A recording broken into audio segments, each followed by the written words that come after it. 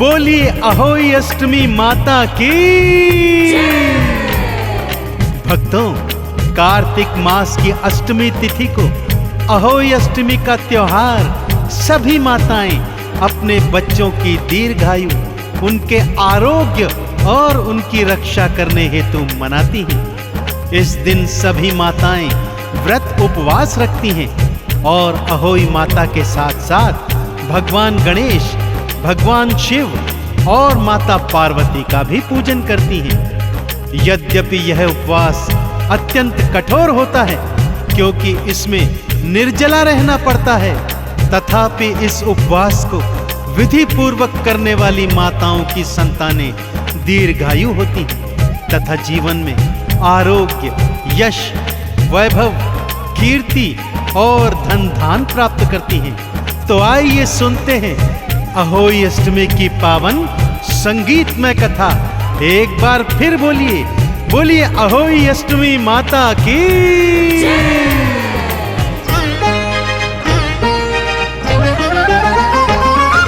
भक्तों, अहोई अष्टमी पावन ये त्योहार है, संसार की माताएं तो करती जय जयकार है। अहोई अष्टमी पावन ये त्योहार है, संसार की माताएं तो करती जय जयकार है।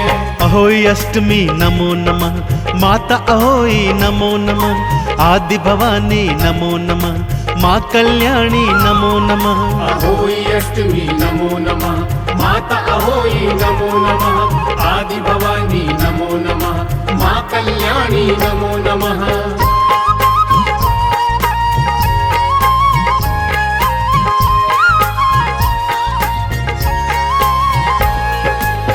भक्तजनों, अहोई माता की कथा श्रवण से पूर्व 7 तरह के अनाज के दाने अपने हाथों में धारण कर लीजिए और कथा के पश्चात यह दाने गौ माता को खिला दें। कथा कुछ इस प्रकार से है भक्तों।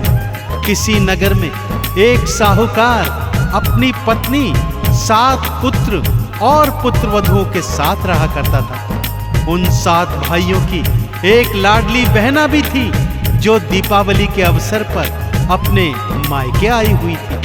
दीपावली में घर लीपना था, अतः साहूकार की 7 बहुएं अपनी ननद के साथ जंगल में मिट्टी लेने हेतु गईं।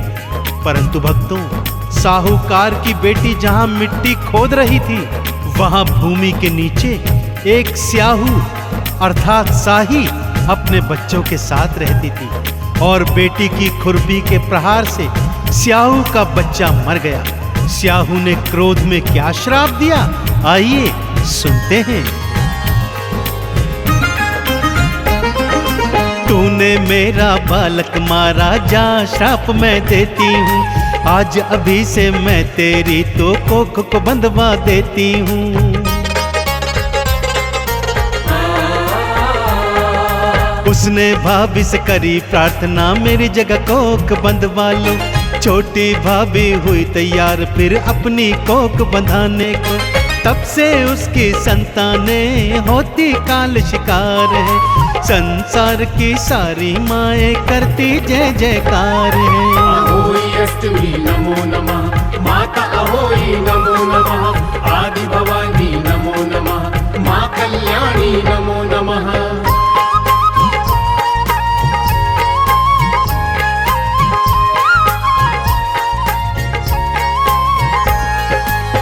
सबसे छोटी बहू की कोख स्याऊ माता ने बांध दी।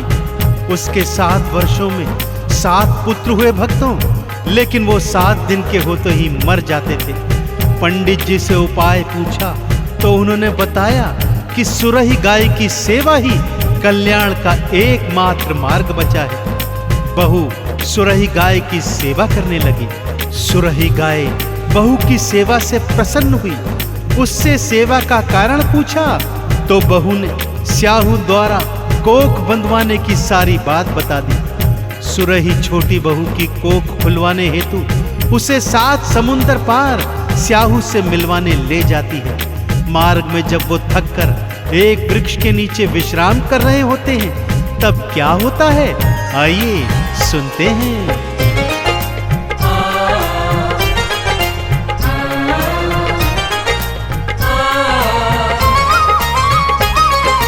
वृक्ष के नीचे बैठ गए थे दोनों ही विश्राम करे।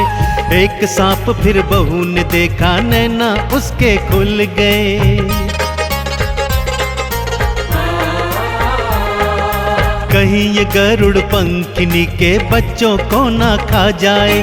मार दिया बहू ने सांप को, रक्त दिया फिर बिखराए।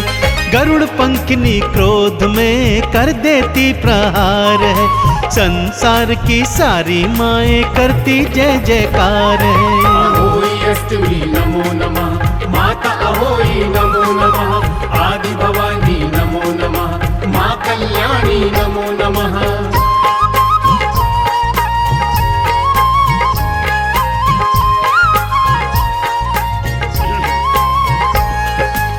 जिस वृक्ष के नीचे वो आराम कर रहे थे, उसी वृक्ष पर गरुड़ पंखिनी का घोंसला था, जिसमें उसके छोटे छोटे बच्चे थे। गरुड़ पंखिनी जब लौट कर आई, उसने भूमि पर गिरा रक्त देखा तो सोचा बहू ने उसके बच्चों को मार दिया है और वो उसे चोंच मारने लगी। परंतु जब बहू ने सत्य बताया तो गरुड़ पंखिनी लज्जित हुई और प्रसन्न होकर उपकार स्वरूप उन्हें अपने पंखों पर बिठाकर 7 समुद्र पार स्याहू माता से मिलवाने ले गई। सुरही गाय ने जब स्याहू से मुलाकात की तो दोनों बहुत प्रसन्न हुई। छोटी बहू ने भी स्याहू माता को प्रणाम किया और जब तक वो वहां रही उनकी सच्चे हृदय से सेवा करती रही। कुछ दिन बाद जब दोनों वापस आने लगे तो बहू ने स्याहू माता के एक बार फिर चरण छुए। स्याहू माता ने उसे 7 पुत्र और 7 पुत्र वधुओं का आशीर्वाद दिया। तब बहू ने रो रो कर बताया कि माँ, आपने तो मेरी कोख बांधी हुई है, भला आपका वरदान फलीभूत कैसे होगा। सुरही गैया से मिल करके स्याहू माँ प्रसन्न हुई। छोटी बहू भी स्याहू माँ की भक्तों सेवा करने लगी। 7 पुत्रों और 7 बहू का उसको आशीर्वाद दिया। कैसे संभव होगा माता, आपने कोख को बांध दिया। स्याहू मैया बोलती तू बड़ी होशियार है, संसार की सारी माता करती जय जयकार है। अहोई अष्टमी नमो नमः, माता अहोई नमो नमः। आदि भवानी नमो नमः, माँ कल्याणी नमो नमः।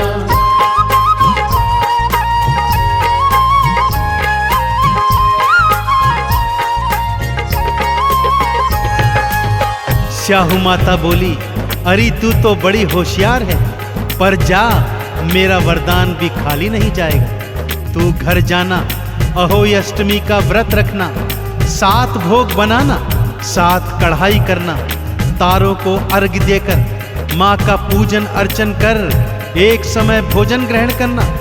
बहू घर आई तो अपने 7 पुत्रों को जीवित पाई। 7 बेटे बहुओं को एक साथ देखकर मारे प्रसन्नता के उसके अश्रु निकल आए। वो मन ही मन अहोई माता की जय जयकार करने लगी और अहोई माता के उद्यापन की तैयारी करने लगी।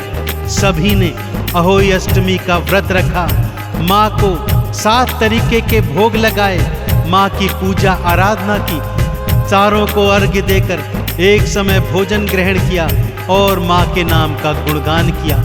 माँ ने दर्शन दिए, सबने प्रार्थना की कि माँ, जिस तरह छोटी बहू पर आपने कृपा दिखाई, संसार की सभी माताओं पर कृपा करना और उनकी संतानों को आरोग्य, यश, कीर्ति, वैभव, धन धान से परिपूर्ण रखना। तो बोलिए अहोई अष्टमी मैया की।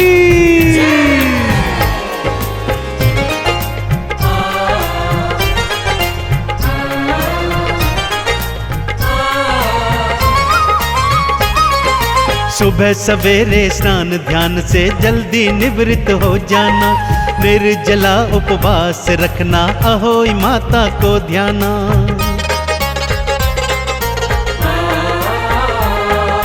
रात में तारों को अर्घ्य दे के माँ का पूजन कर जाना, धूप दीप नैवेद्य जला के चंदन तिलक लगा जाना। माँ अहोई अष्टमी करती बेड़ा पार है, संसार की माताएं तो करती जय जयकार है। अहोई अष्टमी